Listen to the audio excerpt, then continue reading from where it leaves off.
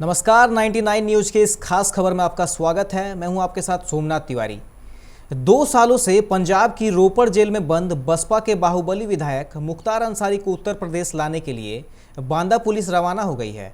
वहीं उत्तर प्रदेश नंबर की वह एम्बुलेंस जिसमें पंजाब पुलिस ने मुख्तार अंसारी को मोहाली की अदालत में पेश किया था, वह रविवार रात रूपनगर जिले में रोपड़ जेल से 15 किलोमीटर दूर चंडीगढ़ नांगल हाईवे पर एक सड़क के किनारे ढाबे के पास लावारिस हालत में मिली है। इस एम्बुलेंस पर फर्जी दस्तावेज के मामले में बाराबांकी में एफआईआर भी दर्ज है। पुलिस इस केस में मुख्तार को साजिशकर्ता बनाने में जुट गई है। बता दें कि कोर्ट में 12 अप्रैल को मुख्तार को यूपी के जेल से ही हाजिर होने को कहा है। इन सब के बीच आज हम बताएंगे कि कैसे एक स्वतंत्रता सेनानी के घर में जन्मा मुख्तार आज यूपी के सबसे बड़े डॉन में से एक बन चुका है और जेल में रहकर भी वो अपना साम्राज्य कैसे चला रहा है।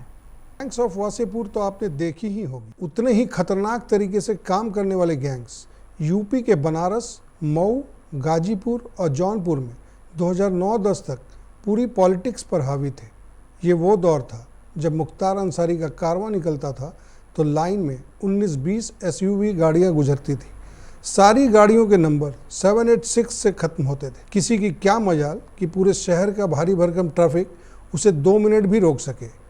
इन इलाकों में पान चाय की दुकान पर बैठे चचा लोग बता देंगे कि मुख्तार अंसारी जब चलता था तो बॉडीगार्ड समेत अपने पूरे गैंग में सबसे लंबा दिख जाता था।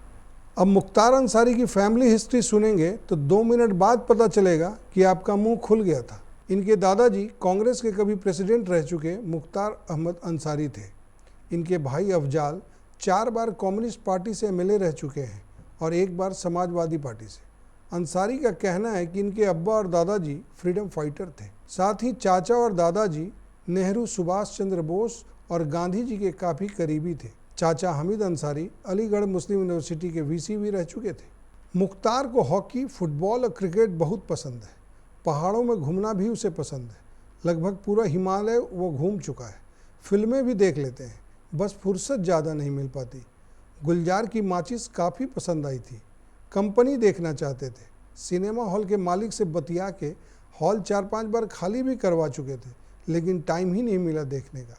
कुछ समय पहले तक जब मुख्तार का इंटरव्यू लेने के लिए मीडिया की लाइन लगी रहती थी, तब मुख्तार सुनहरे फ्रेम का चश्मा लगाए हाजिर होता। इंटरव्यू के दौरान जेब से 2 बंदूकें निकाल के उनसे खेलना शुरू कर देता था। फिर बताता था कि उसे सिर्फ टॉप क्वालिटी की चीज़ें पसंद है, चाहे कपड़ा हो या बंदूक, सब कुछ टॉप क्वालिटी।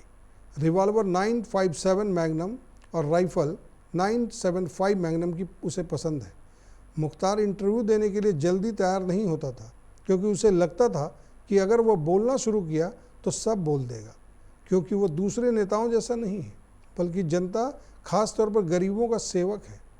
आगे उसका ये भी कहना था कि मीडिया अफवाह फैलाती है कि मैं जेल के अंदर शराब पीता हूँ, जबकि मैं तो चाय और सिगरेट तक नहीं पीता, पान मसाला भी कभी नहीं खाया। मुख्तार के पॉलिटिकल करियर की बात करें तो उसकी शुरुआत भी गैंग्स ऑफ वासेपुर टाइप ही थी।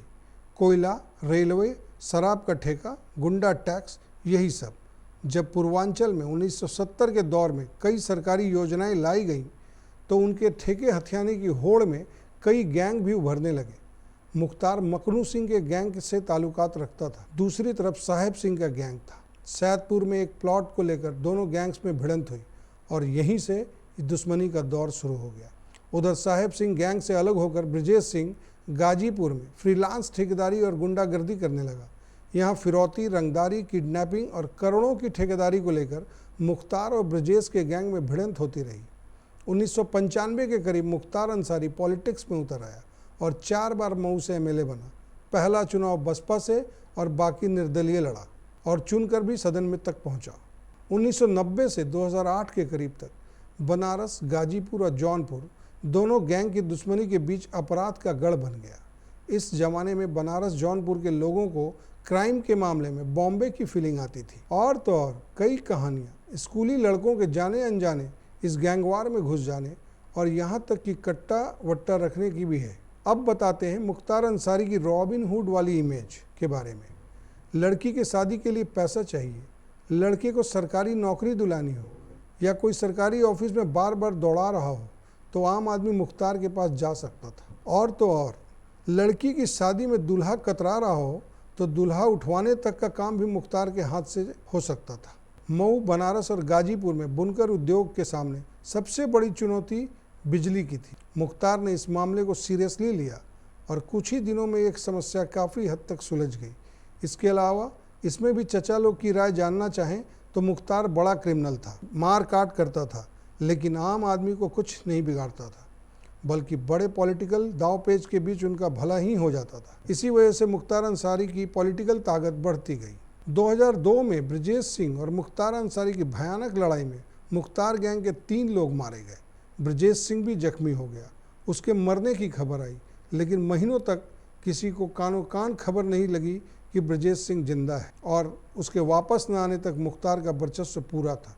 फिर ब्रजेश सिंह के वापस आने के साथ ही इस कहानी में एक तीसरी कड़ी जुड़ गई, जो थी बीजेपी एमएलए कृष्णानंद राय की, जिन्होंने मुख्तार और उसके भाई को 2002 में उत्तर प्रदेश चुनाव में हरा दिया।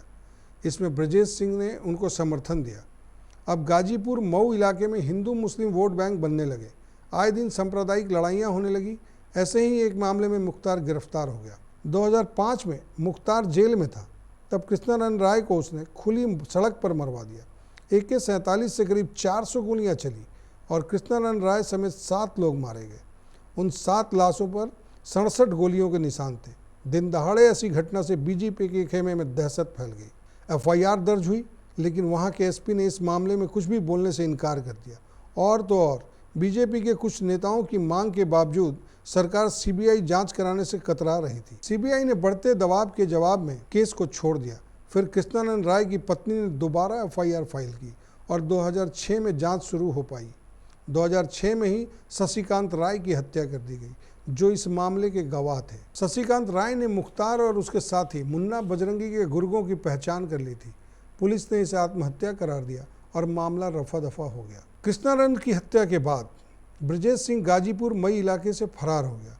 2008 में वो उड़ीसा से गिरफ्तार कर लिया गया और कुछ समय बाद प्रगतिशील मानव समाज पार्टी का हिस्सा बन गया। 2008 में मुख्तार अंसारी ने बसपा की ओर वापस रुख किया और दावा किया कि उसे अपराध के केस में फंसाया गया था। मायावती ने मुख्तार को गरीबों का मसीहा बताया और जोर शोर से चुनाव प्रचार शुरू हो गया। यही वो वक्त था जब मुख्तार की रॉबिन हुड वाली इमेज पर बसपा ने बहुत जोर दिया। 2009 के लोकसभा चुनाव में मुख्तार बनारस से खड़ा हुआ और बीजेपी के मुरली मनोहर जोशी से हार गया। लेकिन गजब बात तो यह है कि मुख्तार ने यह पूरा चुनाव जेल के अंदर से ही संभाल लिया। मुख्तार जब गाजीपुर के जेल में था, तभी एक दिन पुलिस रेड में पता चला कि उसकी ज़िंदगी बाहर से भी ज़्यादा आलीशान और आरामदायक चल रही है। अंदर फ्रिज, टीवी से लेकर खाना बनाने के बर्तन तक मौजूद थे। तब उसे वहां से शिफ्ट करके मथुरा जेल पहुंचा दिया गया। 2010 में बसपा ने मुख्तार के आपराधिक मामलों को स्वीकारते हुए उसे पार्टी से निकाल दिया। अब मुख्तार ने अपने भाइयों के साथ नई पार्टी बनाई, कौमी एकता दल, जिससे वह 2012 में मऊ चुनाव जीत गया।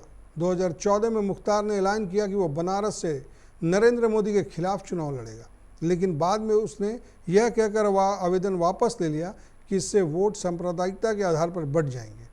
2016 में जब मुख्तार अंसारी को बसपा में शामिल करने की बात आई, तो उस वक्त मुख्यमंत्री अखिलेश यादव ने अपने मंत्री बलराम यादव को मंत्रिमंडल से ही बाहर का रास्ता दिखा दिया। किसी तरह मुलायम सिंह से कह सुनकर बलराम यादव तो वापस आ गए, लेकिन मुख्तार अंसारी को पार्टी में शामिल ना करने की बात पर अखिलेश अड़े रहे। इसके बाद विधानसभा चुनाव से ठीक पहले मुख्तार अंसारी के बड़े भाई अफजाल अंसारी ने अपनी पार्टी कौमी एकता दल का मायावती की पार्टी BSP में विलय कर दिया। फिलहाल मुख्तार अंसारी और ब्रजेश सिंह दोनों जेल में हैं और बाहर पूर्वांचल इलाके में थोड़ी शांति है। हालांकि चचा लोग की लोक कथाओं के अनुसार दोनों जेलों में अपनी मर्जी से टिके हैं। 2008-9 के करीब दुश्मनी अपनी चरम सीमा पर थी, इसलिए जेल सुरक्षित जगह बन गई। गैंगस्टर की कहानी बड़े चटकारे लेकर सुनाने वाले लोग एक्सपर्ट सा चेहरा बनाकर बताते थे कि उस दौरान अगर कोई एक बाहर आ जाता तो दूसरा उसे पक्का ठुकवा देता। मार्च 2016 में ब्रजेश सिंह रिकॉर्ड वोटों से जीतकर यूपी में MLC हो गया। उधर मुख्तार अंसारी कौमी एकता दल का BSP में विलय कर विधायक बन गया। भले ही मुख्तार फिलहाल जेल में हो, लेकिन उसकी ताकत का अंदाज़ा इसी बात से आसानी से लगाया जा सकता है कि जेल में रहकर भी वो अपना साम्राज्य चलाता है। ऐसे में अब देखना अहम होगा कि क्या उसकी ताकत पर यूपी पुलिस रोक लगा पाती है या पूर्ववर्ती सरकारों के समय की ही तरह मुख्तार अंसारी अपनी हनक बरकरार रख पाता है। 99 न्यूज़ के लिए ब्यूरो रिपोर्ट। अभी के इस खास खबर में फिलहाल इतना ही। अन्य खबरों के लिए आप देखते रहें 99 न्यूज। नमस्कार।